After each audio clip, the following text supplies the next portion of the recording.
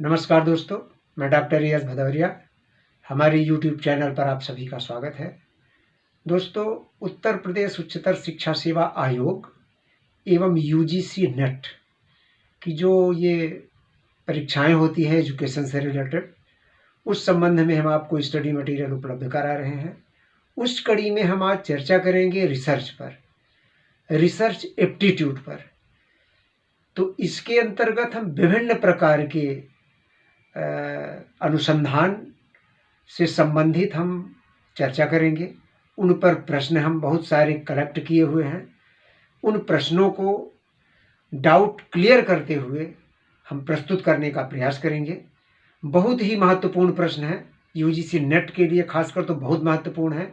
Assistant professor के लिए भी बहुत ही इम्पॉर्टेंट क्वेश्चंस हैं। तो दोस्तों, हम शुरू करें उसके पहले हम आपसे एक रिक्वेस्ट करते हैं कि अगर हमारे चैनल को आप सब्सक्राइब नहीं किए हैं अभी तक, तो हमारे चैनल को सब्सक्राइब कर लें। तो चलिए आइए चलते हैं आज के प्रश्नों पर। तो आज हम पहले प्रश्न पे चलते हैं। रिसर्च चक्रीय क्रम में क्यों होता है, साइक्लिक ऑर्डर में क्यों होता है?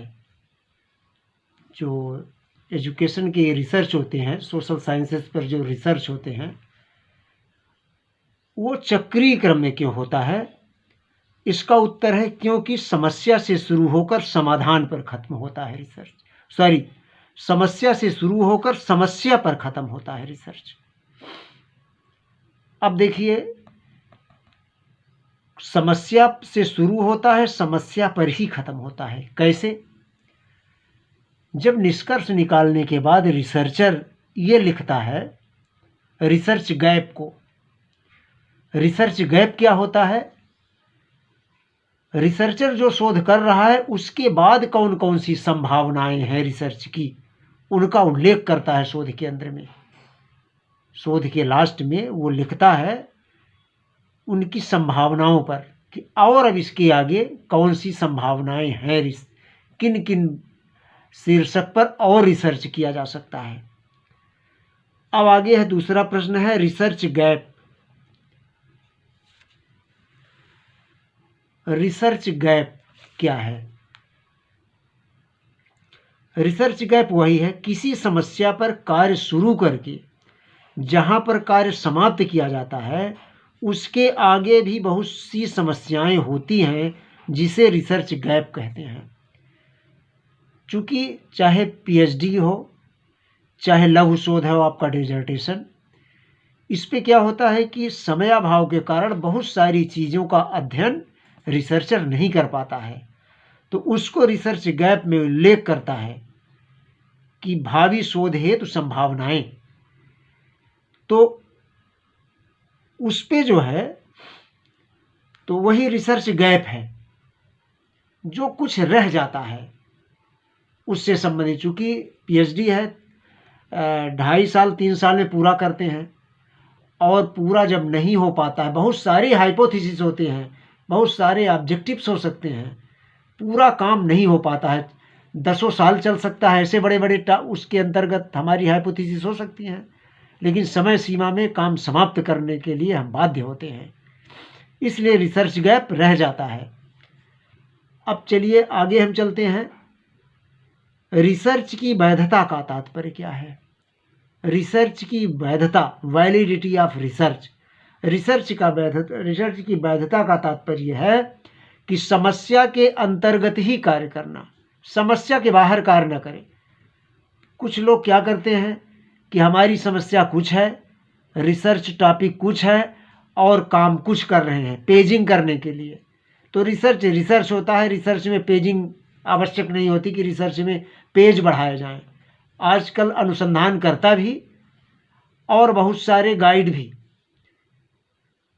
पेज बढ़ाने की बात करते हैं कि और पेज बढ़ाया जाए। रिसर्च हमारा रिसर्च होता है, पेज का वहाँ पर महत्व नहीं होता है। अब अगला है, एक अनुसंधानकर्ता को किसी बच्चे के भौतिक विकास से संबंधित शीर्षक पर अनुसंधान करना है। उसने बच्चे के भावात्मक विकास पर भी अध्ययन किया। क्या यह अध्ययन वैध है? तो इसका उत्तर होगा नहीं, यह अध्ययन वैध नहीं है। चूंकि किस पे काम करना है, भौतिक विकास पर काम करना है, भावात्मक विकास पर काम नहीं करना है। और रिसर्च की वैधता तभी होती है जब समस्या के अंतर्गत ही कार्य किया जाए। चलिए अब आगे चलते हैं। आगे है, एक अनुसंधानकर्ता एक समस्या पर बार बार रिसर्च करता है और उसे बार बार वही परिणाम प्राप्त होते हैं, तब रिसर्च की कौन सी विशेषता परिलक्षित होती है? यहाँ पे रिलायबिलिटी, हिंदी में कहते हैं विश्वसनीयता। और इस रिलायबिलिटी को कंसिस्टेंसी, एक बहुत अच्छा टर्म कभी कभी परीक्षाओं में पूछा जाता है कि कंसिस्टेंसी क्या है, या कंसिस्टेंसी को विकल्प में कर दिया जाता है। तो ध्यान रखिएगा, जब अनुसंधानकर्ता एक समस्या पर बार बार रिसर्च करता है और उसे बार बार वही परिणाम प्राप्त होते हैं, तब रिसर्च की जो विशेषता होती है वो है कंसिस्टेंसी और रिलायबिलिटी। अब हम आगे चलते हैं। किसी समस्या पर अलग अलग स्थिति एवं अलग अलग विधि से, अलग अलग स्थिति एवं अलग अलग विधि से अध्ययन करने पर सेम रिजल्ट प्राप्त होता है। देखिए, हमारी अलग अलग स्थिति है और अलग अलग विधि से अगर सेम रिजल्ट प्राप्त होता है तो कौन सी विशेषता कही जाएगी? उस विशेषता को हम रिलायबिलिटी नहीं कहते हैं। यहाँ पर वो रिलायबल नहीं है। किसी समस्या पर अलग अलग स्थिति में, देखो रिलायबिलिटी कब होती है? जब एक ही स्थिति में एक ही विधि से अध्ययन किया जाए और परिणाम सेम प्राप्त हो, तो वहाँ पे रिलायबिलिटी होती है। और किसी समस्या पर अलग अलग स्थिति में अलग अलग विधि से अध्ययन अगर किया जाए और सेम रिजल्ट प्राप्त होता है, तो वहाँ पर रेप्लिकेबिलिटी कहा जाता है उसको। अब हम चलते हैं अगले प्रश्न पर। पूरे पॉपुलेशन पर रिसर्च करना, पूरे पॉपुलेशन जितनी जनसंख्या है उस पर अगर हम रिसर्च करें तो उसको हम कहते हैं सेंसस स्टडी।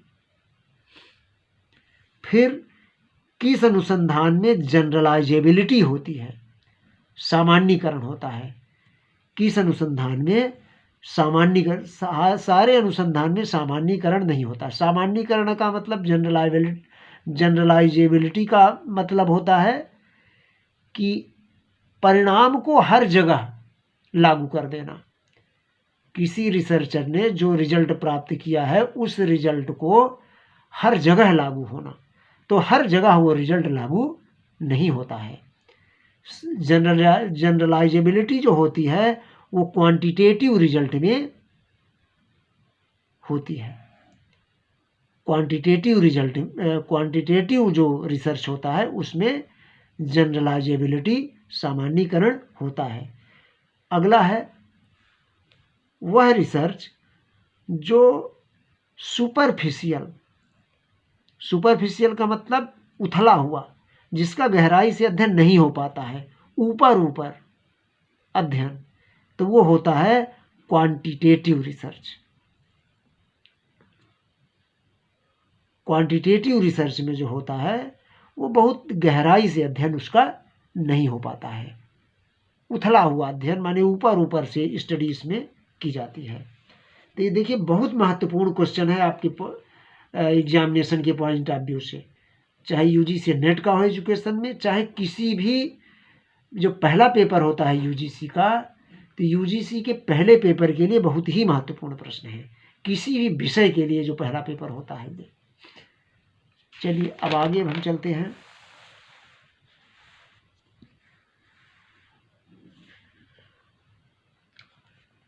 वह रिसर्च जिसका गहराई से यानी इन डेप्थ स्टडी संभव है, तो वो होता है क्वालिटेटिव रिसर्च। क्वालिटेटिव रिसर्च में गहराई से अध्ययन किया जा सकता है, लेकिन क्वांटिटेटिव रिसर्च में गहराई से अध्ययन नहीं किया जा सकता है। अगला है वह अनुसंधान जिसमें ऑब्जेक्टिव डाटा होते हैं, वह अनुसंधान जिसमें ऑब्जेक्टिव डाटा होते हैं, तो वो है क्वांटिटेटिव रिसर्च। क्वांटिटेटिव रिसर्च में ऑब्जेक्टिव डाटा, नंबर के फॉर्म में डाटा होते हैं क्वांटिटेटिव रिसर्च में। और वह रिसर्च जिसमें सब्जेक्टिव डेटा होते हैं, तो सब्जेक्टिव डेटा जो होते हैं वो क्वालिटेटिव रिसर्च में होते हैं। बहुत ही महत्वपूर्ण प्रश्न आपको हम आज बता रहे हैं, बहुत छोटे लेकिन बहुत ही काम के प्रश्न। इस पर ध्यान जल्दी से कोई देते ही नहीं। अब है किस रिसर्च में डिडक्टिव पैराडाइम बनता है, यानी निगमन विधि का उसमें यूज किया जाता है। तो वह कौन सा रिसर्च होता है जिसमें डिडक्टिव पैराडाइम बनता है, तो वो है क्वांटिटेटिव रिसर्च। क्वांटिटेटिव पैराडाइम का तात्पर्य है एक रिसर्च का मार्ग, जिस मार्ग से रिसर्चर चलता है वो है पैराडाइम, उसे हम पैराडाइम कहते हैं। तो डिडक्टिव पैराडाइम किस में बनता है, क्वांटिटेटिव में, यानी निगमन विधि का जो यूज किया जाता है वो क्वांटिटेटिव रिसर्च में किया जाता है। चलिए आगे चलते हैं। किस रिसर्च में इंडक्टिव पैराडाइम बनता है, यानी आगमन विधि का यूज किस में किया जाता है, अगर पूछ लिया जाए। इंडक्टिव पैराडाइम का मतलब आगमन विधि का जिसमें यूज होता है, तो वो है क्वालिटेटिव रिसर्च में। क्वालिटेटिव रिसर्च में आगमन विधि का तात्पर्य क्या है, किसी चीज को सिद्ध किया जाता है। जैसे सिद्ध कीजिए कि त्रिभुज के तीनों अंतःकोणों का योग 180 अंश होता है। तो यहाँ पर ज्ञात चीजों से लेकर हम अज्ञात चीजों की ओर चलते हैं, तो और लास्ट में सिद्ध करते हैं कि ये देखिए त्रिभुज के तीनों कोणों का योग इसलिए 180 अंश होता है। तो रिसर्च में आपके पूछा जा सकता है किस रिसर्च में इंडक्टिव पैराडाइम बनता है, यानी आगमन विधि का यूज होता है, तो क्वालिटेटिव रिसर्च है। अब है हाइपोथेटिकल डिडक्टिव। कभी कभी ये पूछ लिया जाता है हाइपोथेटिकल डिडक्टिव। तो हाइपोथेटिकल डिडक्टिव अगर लिखा हुआ है तो वहां पर क्वांटिटेटिव रिसर्च होता है। जहां पर हाइपोथेटिकल डिडक्टिव लिखा हुआ है तो वहां पर क्वांटिटेटिव रिसर्च का यूज किया जाता है। अब देखिए, अब हम चलते हैं type of quantitative research.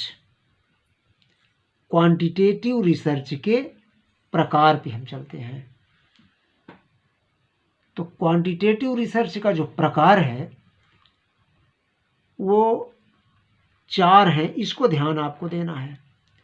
Descriptive, experimental, x post facto और कोरिलेशनल। तो ये जो 4 हैं ये क्वांटिटेटिव होते हैं। हम बहुत ज़्यादा न याद करके सिर्फ इतना ही याद कर लें तो हम भ्रमित नहीं होंगे। तो क्वांटिटेटिव रिसर्च क्या है, descriptive research, experimental research, x post facto research और कोरिलेशनल रिसर्च। ये क्वांटिटेटिव रिसर्च होता है। और शेष जितने हैं वो सभी क्वालिटेटिव होते हैं, शेष सभी क्वालिटेटिव होते हैं। चलिए अब और आगे चलते हैं। देखिए क्वांटिटेटिव में क्या होता है, इंडक्टिव मेथड। ध्यान रहे, एक बार फिर याद दिला दें। क्वांटिटेटिव में क्वालिटेटिव में इंडक्टिव और क्वांटिटेटिव में डिडक्टिव, ये ध्यान रहे। अब है अगला प्रश्न, इंडक्टिव में आगमन क्या किया जाता है। इंडक्टिव क्या है, आगमन विधि। इंडक्टिव में क्या होता है, विशिष्ट से सामान्य की ओर चला जाता है। सामान्य क्या है, जो सिद्धांत बनते हैं वो है सामान्य। तो विशिष्ट से सामान्य की ओर चलते हैं इंडक्टिव में, और डिडक्टिव में सामान्य से विशिष्ट की ओर चलते हैं, यानी सिद्धांत से शुरू करते हैं और छोटी छोटी चीजों की ओर आते हैं हम। अब हम आगे चलते हैं। जब आपके पास कोई थ्योरी, नियम आदि पहले से हैं, कुल मिला के हम डिडक्टिव की बात आए कर रहे हैं इसमें। जब सिद्धांत पहले से हैं, कोई थ्योरी पहले से है, कोई नियम पहले से है, तब आप कौन सा रिसर्च करेंगे, तो होता है डिडक्टिव। ये निगमन विधि पर आधारित है ये। और जब आपके पास पहले से कोई नियम सिद्धांत नहीं है, अर्थात विशिष्ट से सामान्य की ओर चलना पड़ रहा है, तो ये क्या है, इंडक्टिव रिसर्च, यानी आगमन विधि पर आधारित होता है ये। तो दोस्तों, आज हम बस इतना ही, और नेक्स्ट डे हम बाकी प्रश्नों को पूरा करेंगे। तो इसी के साथ हम पुनः आपसे एक रिक्वेस्ट करेंगे कि अगर आप हमारे चैनल को सब्सक्राइब नहीं किए हैं अभी तक, तो हमारे चैनल को सब्सक्राइब कर लें, अपने मित्रों को शेयर किया करें, अच्छा लगे तो उसे लाइक किया करें। तो इसी के साथ दोस्तों, आपको इतने धैर्य के साथ सुनने के लिए बहुत बहुत धन्यवाद।